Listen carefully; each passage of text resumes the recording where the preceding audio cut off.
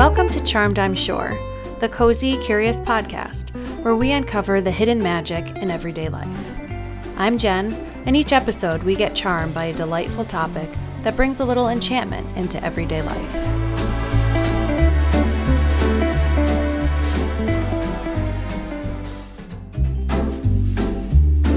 The moment you were born, the universe snapped a photo of the sky, every planet and star caught in a unique pattern that maps out who you are and who you're becoming.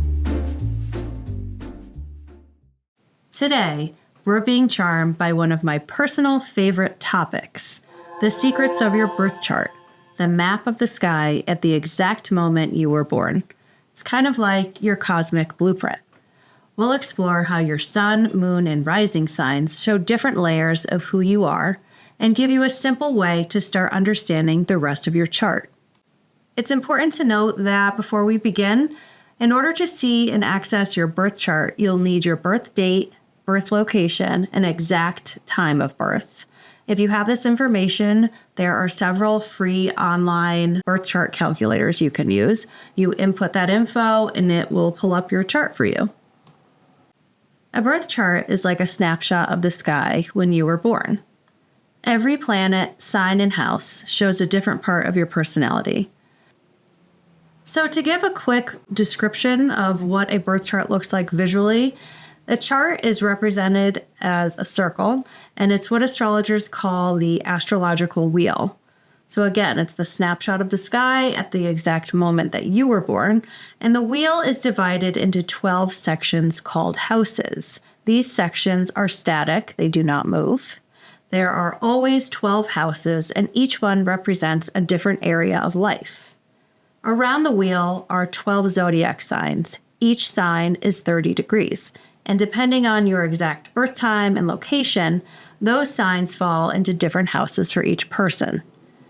Then there are planets. So many layers here. In modern astrology, we work with 10 planets, including the sun and moon. Each planet sits in a specific sign and a specific house, which tells us both how that energy works and where it shows up in your life. When you put the houses, signs, and planets together, you get your birth chart. And no two charts are exactly the same. By understanding it, you can see why you act, feel, and show up in certain ways, and notice patterns in your relationships, work, and life. One thing to note, your sun sign is the core of your personality, your moon is deeper, it's your emotional inner world, and your rising sign is what people notice first. Many people think the sun sign is the most important. I think a lot of the astrology, a lot of the horoscopes that we're seeing online and in magazines are based on sun, but actually your rising is the most visible and the moon is the most intimate. When people talk about astrology, they often mention your big three, your sun, moon, and rising sign. These are the three most important pieces of your birth chart, especially when you're just starting out. Your sun and moon are both planets. Your sun sign is your core essence, who you're becoming, your sense of identity, and what motivates you at a deep level. It's like your core identity. Your moon sign is your inner world, your emotional needs and instincts, how you process feelings when no one else is watching, and what you need to feel secure on an emotional level. Your rising sign is a little different. Your rising sign isn't a planet. It's the exact point in the sky where a zodiac sign was rising on the eastern horizon at the moment you were born. It's a little obscure, I know, a little hard to visualize that, but it acts like the front door to your chart. The way you show up, the first impression people get, and the lens through which your sun and moon are expressed.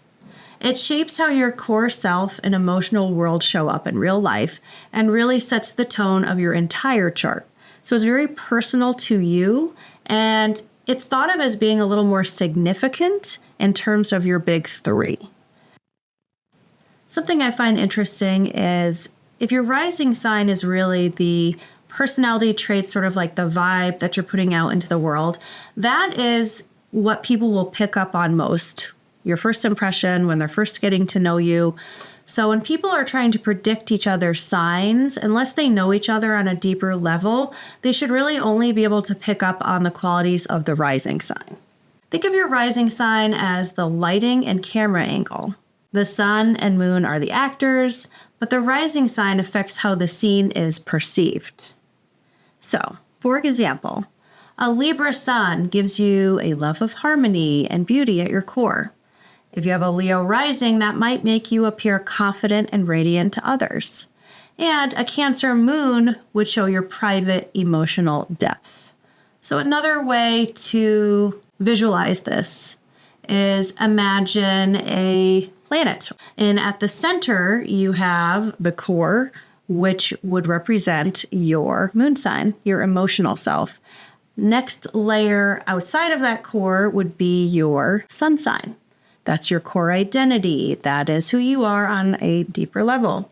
And then on the outside would be your rising sign. And that's, like I said, the energy you put out, the vibe you put out.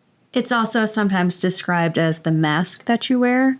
But to me, that sounds a little inauthentic. I don't think that it is. It's really just the pure, natural energy that you project and give off and how other people perceive you. As we go on here, I just want to mention that astrology is very layered. There's a lot of information to understand.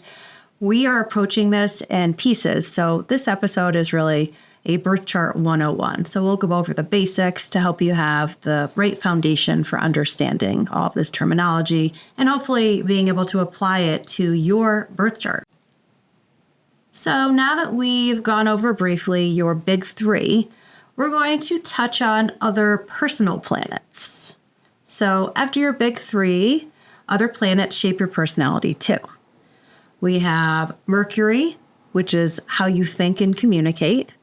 Venus, how you love and what you value. Mars, how you take action and assert yourself. Jupiter, where you feel lucky, where you expand and grow. And Saturn, where you need discipline or learn lessons. We won't go into the outer planets like Uranus or Neptune or Pluto today. They move very slowly and affect generations more than individuals or personality quirks. So this first episode is about the planets that define your daily personality. Another quick note before we go on is each planet has a zodiac sign that it naturally rules. That rulership gives us clues about how the planet prefers to express itself. But we'll save the deeper meaning of planetary rulerships for a future episode. But as an example, we have Taurus as a zodiac sign. Taurus is ruled by the planet Venus. Venus also rules Libra. So Taurus and Libra share some of these qualities that Venus brings us, like a love of beauty and a love of luxury. Let's move on now to a quick beginner's guide to the 12 houses. If houses feel confusing, here's a simple snapshot. Each house rules a part of your life. So starting with the first house. The first house is about self. It's the house of self, identity, how you appear to the world. And it's where your rising sign is located. So your rising sign is in your first house. Your second house is money, values, and material security. Your third house is communication, learning, local environment. Your fourth house has to do with home, family, and your inner emotional world. Your fifth house is creativity, romance, and fun. Your sixth house is daily routines, health, and service. Your seventh house is partnerships, close relationships, marriage. Your eighth house is transformation, shared resources, and intimacy. Your ninth house is adventure, higher learning, travel, and philosophy. Your 10th house is career, reputation, public image. Your 11th house is friendships or groups of friends, community, and goals. And finally, your 12th house is about solitude, spirituality, and the subconscious. So I know that's a lot of information to process, and it does take time to really remember all of these different pieces and how they relate to each other, and then to apply that to your specific birth chart. But just try to remember the houses are the areas of life. They're sort of like different rooms in your life where the planet's energy is expressed. And one last piece to plant the seed here. Each house is naturally associated with a zodiac sign, like each planet is naturally associated with a zodiac sign. So this connection helps us understand what kinds of life themes feel most at home in each house. And we'll save more of this for future episodes.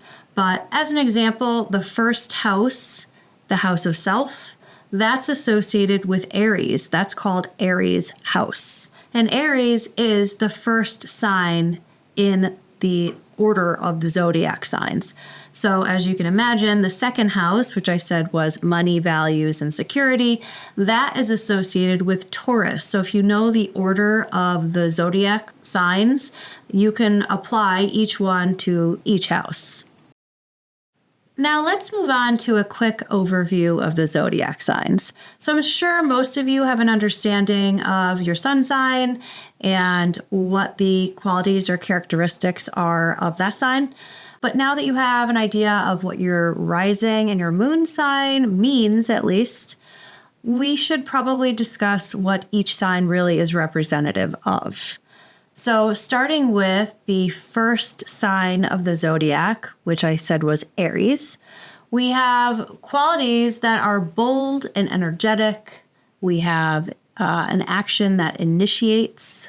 Those are the qualities of Aries. Aries is ruled by the planet Mars.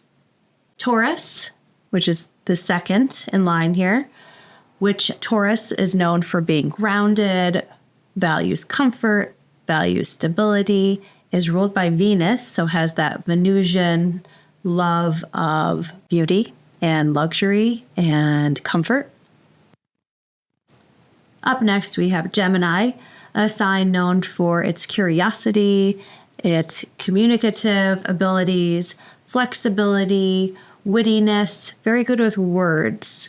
I find it really interesting that a lot of famous rappers, for example, are known to be Gemini suns.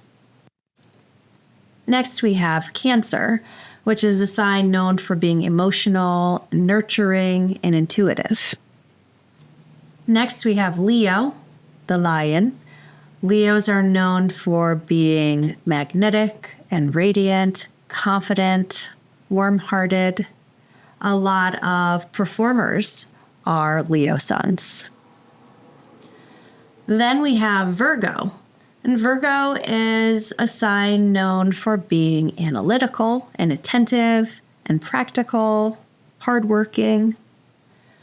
Libra next. Libra is another Venus-ruled sign.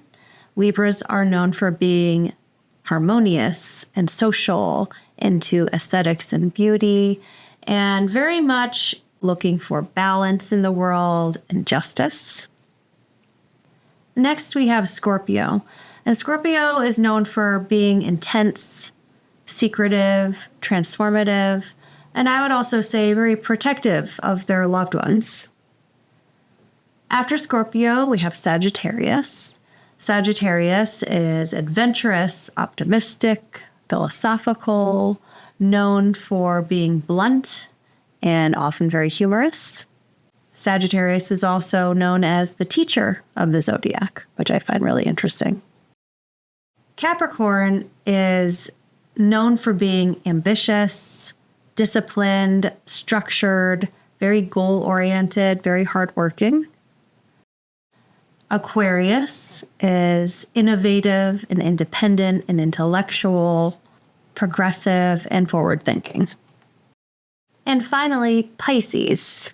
Pisces is known for being compassionate, imaginative, sensitive, artistic, and also intuitive. So these are short snapshots just to give you a sense of each sign's personality. Your chart combines several signs at once, and it creates a unique mix. So what do you think? Did any of these descriptions resonate with you and with your personality? If you're someone that doesn't identify with their sun sign, but all you know is your sun sign up until this point, you can start to understand why. You can really start to see how the sun does not define you. There are so many other placements that influence you as an individual. The placements of your personal planets, what houses they fall in, what signs they fall in, all of this is very comprehensive and unique to you. So you may be wondering, how do these signs, planets, and houses really work together? Think of your planets as what you're expressing, the signs as how you express it, and the houses as where in life it shows up. For example, if you have Mars in Aries, we know that Mars is the planet of action and where you take action, how you take action. If that planet of Mars is in Aries in your 10th house, and we know that the 10th house is associated with career and public image, then you can sort of synthesize those things together and you can interpret it as you are an individual that takes bold action in your career. So you can kind of begin to see how you can combine these different areas and start to tell a story about yourself. You don't need to memorize everything today, just notice the interaction. So remember, the planet is the energy, the zodiac sign is sort of the style, the characteristics, and the house is the area of life. Let's add one final layer to today. We have the elements and modalities. So once you're comfortable with your sun, your moon, and your rising, a next thing that you can learn and focus on are the elements. So there are 4 elements: fire, earth, air, and water. And there are 3 modalities: cardinal, fixed, and mutable. So the elements show the style of the energy. We have fire signs: Aries, Leo, Sagittarius. So what these have in common is that they all have a boldness and are thought to be energetic. Earth signs are Taurus, Virgo, and Capricorn, and these signs are known for being practical and grounded. Air signs, which are Gemini, Libra, and Aquarius, and air signs are known for being communicative and curious. And we also have water signs, which are Cancer, Scorpio, and Pisces. And these are all known for being intuitive and emotional on some level. So you can see now how the elements also influence how all of these signs behave. And some of the signs, if they have the same element, will share certain qualities. Modalities show how the energy moves. The cardinal signs initiate. The fixed signs stabilize, and the mutable signs adapt. The cardinal signs are Aries, Capricorn, Libra, and Cancer. So these signs are initiators. They get things moving. They move things forward. Fixed signs, which are Taurus, Leo, Scorpio, and Aquarius. So what these signs have in common is that they are known for being stable and for also persevering and being very dependable and reliable. And lastly, the mutable signs are Virgo, Sagittarius, Pisces, and Gemini, and they are known for being adaptable. They go with the flow. So by the end of today, your takeaway is your sun, your moon, and your rising give you 3 layers: what you're like, how you feel, and what people notice about you first. Other personality planets fill in the details, and the interaction of the planets, signs, and houses show how energy flows in your life. Start noticing your patterns. What feels natural? What excites you? What challenges you? That's the first step to using astrology as a tool for insight. I hope today's episode gave you something new to explore and that pulling your chart feels like opening a little door to self-discovery, one you can return to again and again. And now it's time for practical magic, a tip from today's episode that you can bring into your own life. Your homework is obvious. Go pull up your birth chart. You can use any free online birth chart calculator. Just search free birth chart calculator and choose one that asks for your birth date, birth location, and exact birth time. I've used Cafe Astrology on many occasions. There's many to choose from, and a lot of them are free. If you don't know your birth time, check your birth certificate if you have access to one, or ask a family member. It is key to know your birth time and location. If you don't have that information, you won't be able to pull up your birth chart. Once you have your chart, just notice your big three, your sun, moon, and rising. You don't need to understand everything yet. Just become familiar with your big three and see how they resonate with you. Thank you for joining me on this episode today, and enjoy exploring your chart. Remember, it's your personal map to understanding yourself. Thanks for listening to Charmed, I'm Sure. And until next time, may every day bring a little charm your way.